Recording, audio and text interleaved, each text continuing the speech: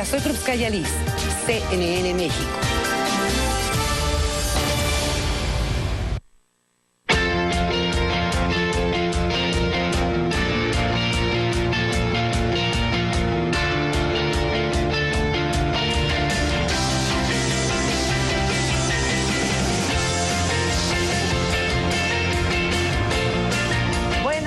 Bienvenidas y bienvenidos, gracias por estar aquí y gracias a Daniel Sobato, al doctor Daniel Sobato, que está en México y que como director para América Latina y el Caribe de IDEA, este Instituto Internacional para la Democracia y la Asistencia Electoral, pues está de visita en México. De nuevo, Daniel, bienvenido, gracias por estar aquí. El gran placer es mío, Carmen. Y bueno, Daniel, llegas a México, ni se diga, pues al proceso electoral que está en este momento en la fase previa a lo que será la jornada del domingo del 7 de junio.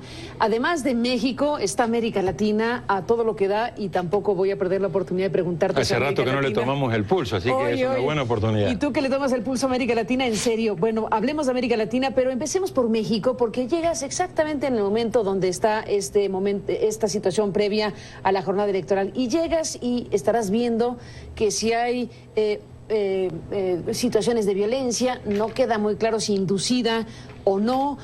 Hay una discusión en una parte de la sociedad en donde el dilema es votar o anular. Hay un nuevo sistema electoral estrenándose. Hay un conjunto de cosas que están ahí a la vista. Para un experto como tú, ¿cómo se ve México frente a su elección 2015? Carmen, esta es una elección de medio periodo, no es una elección presidencial, aunque en el caso de México, esta elección de medio periodo, ¿qué quiere decir de medio periodo? Es una elección donde se renueva el Congreso, no así el Senado, y tiene lugar justo en la mitad de lo que dura el periodo presidencial, que es de 6 años en México, y por lo tanto, 3 años después de que el presidente Peña Nieto inició sus funciones como presidente, es una suerte de referéndum. ¿Para Peña? Para el presidente Peña. Y a su vez coincide con que va a haber elecciones locales en 16 de los 32 estados y en 9 de ellos con elecciones a nivel de gobernador. Pero como no tenemos mucho tiempo, concentrémonos en esta elección de medio periodo que los expertos consideramos que es una suerte de referéndum en el cual el presidente somete su gestión a la ciudadanía para ver si lo está haciendo bien o no lo está haciendo tan bien. Y del resultado de esta elección lo importante es si el presidente no solamente tiene un respaldo importante, sino si eso se traduce en suficiente cantidad de votos para que se conviertan en números de diputados para que le dé gobernabilidad en la segunda parte final del periodo. ¿Cómo vio esta elección? La veo muy compleja. Muy compleja. De todas las elecciones que yo he venido a México desde el año 1991, esta es la octava o la novena, realmente el grado de complejidad en el cual está inmersa esta elección creo que es inédita. Por un lado, porque es una elección que, como tú bien señalas, va a ser hecha con base en el nuevo modelo electoral, un nuevo modelo que hay que ver cómo funciona en los hechos, en la realidad, porque todo el federalismo electoral que existía ahora se ha centralizado y se ha convertido al IFE, el Instituto Federal Electoral, en el Instituto Nacional Electoral. Y se le han dado 74 atribuciones adicionales a las que ya el anterior IFE tenía. Con lo cual, ahí ya hay un desafío enorme en términos de organización de la elección. Por el otro lado, tiene lugar en un contexto de inseguridad y de violencia. Por el otro lugar, tiene cabida esta elección en un momento donde por primera vez podría existir el riesgo, yo creo que finalmente no va a ser así, pero podría existir el riesgo de que en Oaxaca no se puedan llevar a cabo las elecciones porque se está negociando fuertemente entre el sindicato de los maestros y el gobierno para ver si se pueden generar las condiciones de seguridad que le permitan al INE organizar las elecciones. En ese sentido, esta elección, al menos en ciertas partes del territorio, se han convertido en prisioneras de la situación política o de otras batallas que no tienen nada que ver con lo electoral, pero que se está utilizando el tema electoral como una moneda muy importante por parte del sindicato para negociar. Y eso me abre a mí dos grandes interrogantes. ¿Qué pasaría el lunes si efectivamente en Oaxaca no se pueden llevar a cabo las elecciones o estas se llevan a cabo en un contexto muy complejo? Por complejo digo violento. Y segundo, si se llevasen a cabo las elecciones en Oaxaca, es decir, si los maestros que ya han logrado triunfos muy importantes en la negociación con el gobierno de Peña Nieto, entre otras cosas, suspender de manera indefinida el tema de la evaluación, que es la joya de la corona de la reforma educativa, demuestran de que en México la ley no se acata ni se cumple, sino que se negocia en función del poder que diferentes grupos de poder tienen. Es decir, que el gobierno no tiene el monopolio del ejercicio legítimo de la autoridad para imponer la ley, sino que en determinados lugares, como estamos viendo, hay que negociar con factores de poder para, en este caso, factores de poder que no son grupos guerrilleros, estamos hablando del sindicato de los maestros, para ver si se lleva a cabo o no. Es decir, en el caso de Oaxaca, los maestros estarían dando la sensación de que la elección se va a hacer o no se va a hacer, no por lo que el gobierno diga o porque se aplique la ley, sino si los maestros le permiten al gobierno organizar las elecciones para que el INE realmente monte las casillas y la ciudadanía vote. Entonces, habiendo elección en Oaxaca o no habiendo, creo que deja dos grandes signos de pregunta que van a tener que ser objeto de evaluación. Sin la menor duda, Daniel Sobato. Bueno, varias cosas dejas aquí a la mesa. Me regreso a la primera parte cuando dices esto puede ser o se puede tomar como un referéndum para Peña Nieto. ¿Cómo es que se podría reflejar la evaluación de la población sobre una gestión gubernamental del presidente, básicamente en la conformación de la Cámara de Diputados? Ahí es en donde se vería, o sea, si logra, supongamos, si logra el PRI y el Verde la mayoría que esperan para efectos del Congreso, ¿ese es un indicador del referéndum para Peña? Ese es un indicador y es un indicador electoral de estas elecciones. Es decir, el gobierno de Peña Nieto, junto con el Partido Verde, el domingo a la noche o el lunes analizarán y dirán, si sacamos un resultado similar al que yo obtuve cuando gané la presidencia, quiere decir que no lo hice tan mal. Si saco un poco por encima, bueno, quiere decir que me están premiando porque algunas cosas he hecho bien. Si estoy por debajo, quiere decir que me están dando un voto de castigo. Ahora, además de lo simbólico, está lo efectivo en términos de qué cantidad de diputados esos votos le va a dar, porque necesita asegurarse una mayoría y las encuestas he visto que han diferido. Algunas dicen que hay un 50-50 de probabilidades de que pueda lograr la mayoría más uno, otros dicen que hay un 30% tan solo de probabilidad y otros dicen que hay un 70%. Es decir, no sabemos qué va a pasar el domingo. Ayer Jorge Alcocer, experto en la materia, decía, cada quien su encuesta. Cada quien hable de su encuesta como cada uno de su hijo, ¿no es cierto? Y dice, mira, pero en realidad quiere decir que no sabemos. Ahora, lo importante aquí es por qué necesita Peña Nieto, más allá de lo simbólico, tener mayoría. Por dos cosas fundamentales. Número uno, porque la reducción del presupuesto y la negociación del presupuesto en México se hace en la Cámara de Diputados y consecuentemente ahí es donde tiene que tener fuerza para pasar los ajustes que el gobierno necesita en función de la nueva situación económica, que es otro elemento que hay que añadir. Ya anunciados, desde luego. Ya anunciados, pero hay que hacerlos. Porque si no se va a encontrar, como se está encontrando Dilma Rousseff, que tiene que poner un programa de ajuste económico que lleva a cabo el ministro Levy, pero aún dentro de su coalición hay resistencia. Entonces, ese es un punto fundamental. Daniel Sobato, me detengo aquí para ir a una pausa y regresamos justamente desde ahí para hablar de México, de América Latina, y has incorporado el tema económico y estas afectaciones que está teniendo en toda América Latina el asunto. Volvemos, afectaciones no solo económicas, sino con repercusiones político-electorales. Volvemos en un momento más con Daniel Sobato.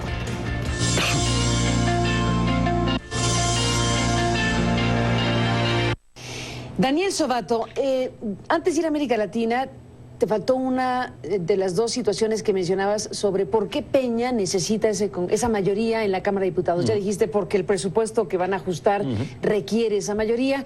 Y una segunda situación, ¿qué ibas a mencionar? La segunda situación es porque en un sistema presidencial con una elección de medio periodo, el presidente Peña Nieto va a tener por delante 3 años. 3 años es el 75% del tiempo promedio de un mandato presidencial en América Latina. no tiene la posibilidad de buscar su reelección, no tiene la posibilidad de con el dedo apuntar a su sucesor. Si no tiene un buen apoyo legislativo, intentará, pero no tiene lo que tenía antes. Entonces, si no tiene un buen apoyo legislativo, se convierte en lo que llamamos un pato rengo. Es decir, un presidente... Un pato cojo. Es decir, un presidente que a medida que se va acercando a la finalización de su periodo, cada vez tiene menos poder. Y además, porque hay un elemento importante. En el 97 el PRI no tuvo mayoría en la elección de medio periodo, perdió la presidencial en el 2000. 2003 no ocurrió eso porque en el 2006 repitió el PAN, pero en el 2009 perdió Calderón y en el 2012 pierde el PAN y vuelve el PRI. Entonces también hay un elemento simbólico de que si te va bien en la elección de medio periodo, vos estás fortaleciendo tu imagen, estás ayudándole al partido, tenés gobernabilidad. Son muchas las fichas que se juega el presidente en esta elección, por eso creo que están negociando muchas cosas que cuesta entender por qué están cediendo tanto, porque creo que el fin principal es el domingo, a como dé lugar, sacar como mínimo un resultado electoral que le permita a ellos tener una gobernabilidad. Si pierden esa gobernabilidad, se les va a complicar muchísimo el resto del periodo. Antes de irnos a América Latina, en esta parte sobre, para lograr esa mayoría para el PRI y el Verde y para el presidente, bueno, da la idea de que hay una intención o acciones que pueden ser deliberadas o no, pero que apuntan a favorecer el abstencionismo. A ver, programar un partido México-Brasil no es una cosa cualquiera en un país futbolero. El tema de la repartición de televisiones digitales es algo que también es muy discutido sobre ese asunto, que desde luego ayuda a la digitalización, pero se hace en tiempos electorales con el logotipo del gobierno federal o con el sello del gobierno federal. La propia violencia y las situaciones que se están creando, algunas derivadas de la conflictividad sindical, pero algunas podrían ser deliberadas. El asunto es que da la idea de que quienes tienen posibilidad del llamado voto corporativo, llevar a las urnas de esa manera a los votantes, están interesados en que la gente no vaya. ¿Estás en ese diagnóstico? Yo creo que en parte sí. Ahora, uno se pregunta... Por eso se espera que no sea una gran participación, tristemente. Correcto. Ahora uno se pregunta, ¿por qué si Peña Nieto, de acuerdo a las encuestas, de acuerdo a lo que está pasando con el crecimiento económico, que es decepcionante respecto a las metas que ellos mismos se pusieron, respecto de la inseguridad que está habiendo, respecto a los niveles importantísimos que sigue habiendo de pobreza, pese a eso, las encuestas, vamos a ver si las encuestas aciertan o no, porque en Inglaterra en la última elección se equivocaron. Sí. Entonces estamos hablando, partiendo del supuesto que las encuestas no se van a equivocar, pero vamos a suponer que no se equivocan. ¿Por qué no está capitalizando este descontento los partidos de oposición? Primero... porque están hechos un desastre también. Porque están hechos un desastre. Segundo, porque están en peleas internas divididos. Si uno pone a los dos, a Morena y al PRD, tiene 28%. Sí, sí. Divididos obviamente están en un tercer lugar. El PAN está con una división interna. Entonces, no hay por dónde mirar cuando no estás mirando dentro del sistema político partidario. Y entonces la gente que dice, no, pero a ninguno de estos, ¿hacia dónde va? ¿Va al abstencionismo? ¿Va al voto nulo? ¿O va al voto de los candidatos independientes, que es otra de las novedades que trae esta legislación? O la abstención, ¿no es cierto? Todas muy malas noticias para el sistema político, todas muy malas noticias para la cultura política. ¿Incluyendo a los independientes? Incluyendo en parte a los independientes, porque en mi opinión, yo soy de la idea de que salvo en lo que son gobiernos locales, uno asienta una democracia en un sistema de partidos políticos y no en individuos o personas. Esto de que uno comienza a ver... Eso es un debate fuerte. Es un debate aparte. Pero si a mí me das a elegir, yo buscaría democratizar, modernizar, buscar democracia interna, fortalecer a los partidos políticos sin caer en una partidocracia. No partidos deshechos, con mala reputación, etc. Ese es el tema. Y entonces, si no podés regenerar el sistema de partidos de la manera que a mí me gustaría, entonces le tenés que abrir una competencia que es los candidatos independientes. Pero cuidado, con los candidatos independientes se abren peligros muy grandes. Personalización de la política, financiamiento ilegal, cooptación de las agendas por parte del crimen organizado. Nada que esté, nada que no esté, pero que se supone que si tenés partidos bien organizados, estos problemas deberían ser menores. Cosa que en este momento en México no lo es. Está el tema económico, como lo mencionaste, para irnos hacia el tema de América Latina, pero no nos desprendemos de México, porque al decir necesita esa mayoría Peña para el tema presupuestal. Nos está hablando de una situación económica delicada, grave. Ha habido una caída importantísima en los precios del petróleo y demás cuestiones. ¿Cómo está el mapa de América Latina, México incluido? Mal, muy mal. América Latina, obviamente, hay que dividirla en América del Sur y Centroamérica y México, porque Centroamérica y México están mucho más conectados con Estados Unidos, América del Sur en los últimos años, mucho más conectado con China. Ahora, promedio del crecimiento para toda América Latina, año 2015, 0.9%, si es que se cumple, porque lo vienen corrigiendo a la baja cada 2 meses. Sí. Quinto año consecutivo de desaceleración económica. ¿Ok? De América del Sur, las 3 economías más grandes, Brasil, Argentina y Venezuela, este año con crecimiento negativo. Este año para Brasil va a ser el peor año de los últimos 25 años. Es decir, para la América Latina, que representa el 51% del PIB, del Producto Interno Bruto de toda la región, muy malas noticias. Para el resto, que representa el 49%, no tan malas noticias, pero tampoco tan buenas, con un crecimiento mediocre de alrededor del 2,9%. Con diferencias, obviamente, Panamá está creciendo por encima del 6%, pero es una economía pequeña. México lo vienen corrigiendo a la baja. Estaba en 3.9, lo corrigieron a 3.5. En este momento se está hablando entre 2.5 a 3%. Vamos a ver cómo se comporta el resto del año. Si lo comparás con lo que está pasando en el resto de América Latina, es buena noticia. Si lo comparás con las metas que el propio gobierno y el propio ministro Videgaray se había asignado, que con esta reforma México tenía que crecer al 5%, No, estamos lejos. Están muy lejos. En algún momento quizás estas reformas vayan a dar esos crecimientos. No veo que ese crecimiento se produzca en esos términos durante la administración del presidente Peña Nieto, y por eso el presidente Peña Nieto entiende y sabe de que con la caída brutal de los precios del petróleo, con la desaceleración importante en otros ámbitos, lo que él va a necesitar es hacer un programa de ajuste, que ya lo ha anunciado. Para eso necesita capital político en el Congreso para que no le traben ese ajuste muy necesario. Daniel Sobato, hacemos una pausa, entramos en la parte final de esta conversación. Volvemos.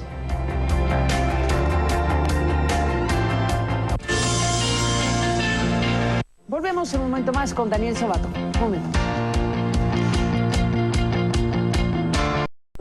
Sí, pero... Sí. Pero hablemos de ello. Bueno, entramos, Daniel Sobato, en la parte final de este programa y nos quedan pocos minutos, pero hablábamos en el corte sobre lo que puede significar o significan estas escenas de violencia o de militares que son retirados de una zona de resguardo electoral por personas que se presentan como disidentes de los maestros, etcétera.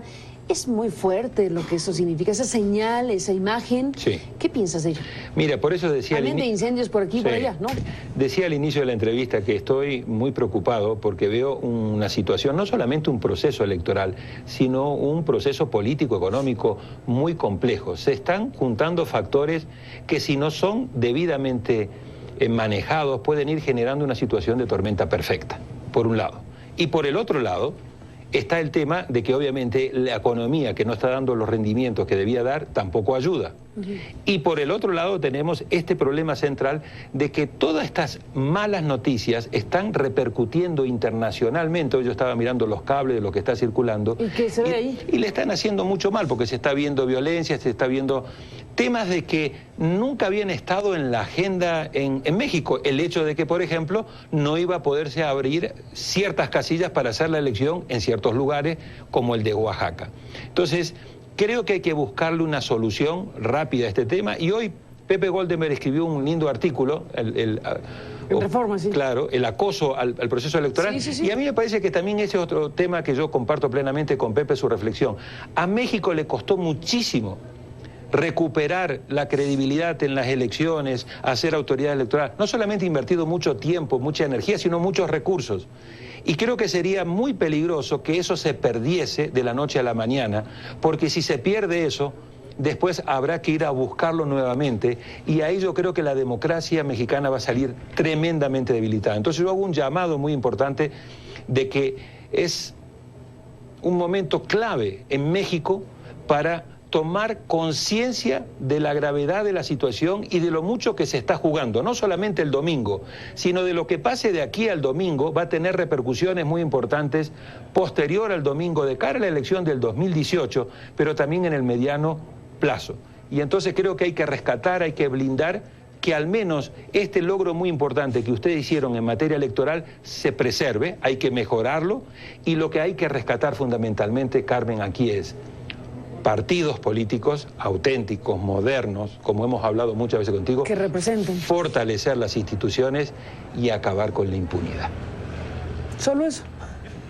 Es que ese es el tema. Es la tarea. Por eso no podemos nosotros analizar las elecciones totalmente descontextualizadas del contexto general que vive México. Lo que hoy México está viviendo en la electoral, para muchos con signo de pregunta, es parte del síntoma, del reflejo de los problemas tan importantes que hay debajo de la mesa y que tienen que ser resueltos. México no puede seguir siendo un país con 50% de su población viviendo en pobreza, teniendo una de las tasas más altas de desigualdad, con estos niveles de impunidad. Si no se resuelven esos problemas de fondo estructurales, las elecciones siempre van a estar siendo muy cuestionadas, porque no es que las elecciones están fallando en sí. Acá se ha hecho avances importantísimos en materia del Instituto Nacional Electoral, del Tribunal, pero están teniendo lugar en un contexto donde están tremendamente condicionadas. Y deslegitimadas en ese contexto. Y deslegitimadas en ese contexto porque hay una crisis brutal de representación. Hoy Milenio sacó una encuesta hecha por la propia Cámara de Diputados que es tremenda. 65% de la gente en general dice que no se siente representada por nadie y 75% de la gente dice que ni el Parlamento, ni el Congreso, ni los partidos políticos, ni los alcaldes, nadie toma en cuenta sus necesidades y sus intereses. Entonces estás avanzando, si no le pones cortafuego a este proceso, en un proceso muy grave de descontento ciudadano que se traslada en un proceso de deslegitimación. Y aquí tenés los primeros símbolos. Votemos nulo en lugar de votar y elegir. Imagínate. Votemos por independientes en lugar de por partidos. Abstengámonos con mucho cinismo porque la verdad esto no va a cambiar nada. Y ahí hay que buscar otro elemento que lo vamos a analizar, ojalá en otro programa. La sociedad cambió a nivel mundial. Ya no tenemos únicamente un ciudadano elector, Carmen. Tenemos un ciudadano también que es vigilante.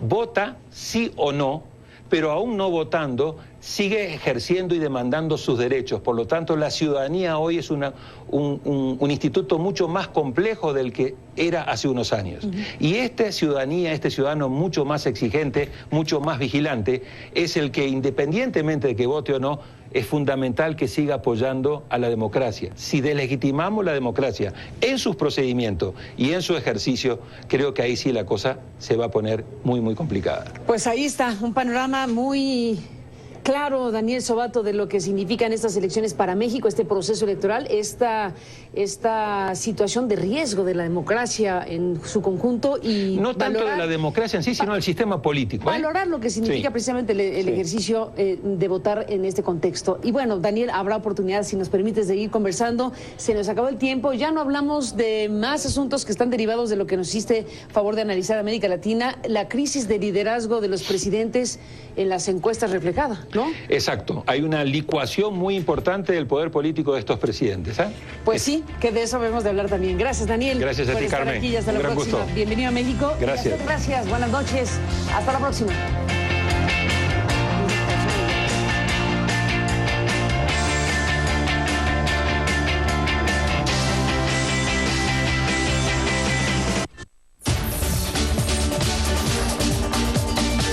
Hola, soy Rey Rodríguez, CNN México.